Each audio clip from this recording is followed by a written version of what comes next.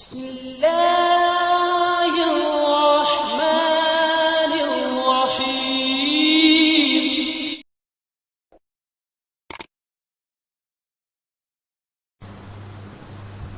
Harut اور ماروت کے بارے میں وضاحت فرمائیں کہ اللہ نے ان کو زمین پر کیوں بھیجا اور ان کو کیا سزا دی گئی؟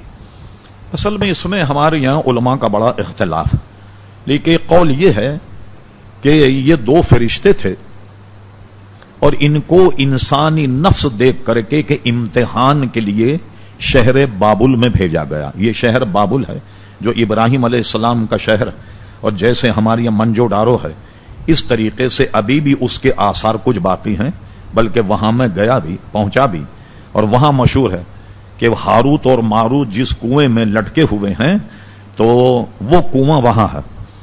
میں اس کنویں تک بھی پہنچ گیا، اس میں ایک 4 دیواری باؤنڈری بنی ہوئی تھی، تو میں نے تلاش کروا بھی اس کا متولی کون ہے۔ اس متولی کو بلایا، بلانے کے بعد کہا بھائی ذرا دکھاؤ کنواں۔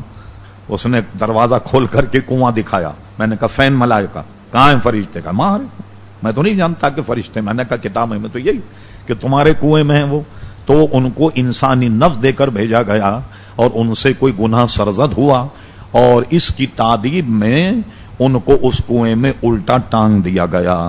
ابن کثیر نے اس موقع پر ہاروت اور ماروت پر یہ لکھا کہ وہ جادو لوگوں کو سکھایا کرتے تھے۔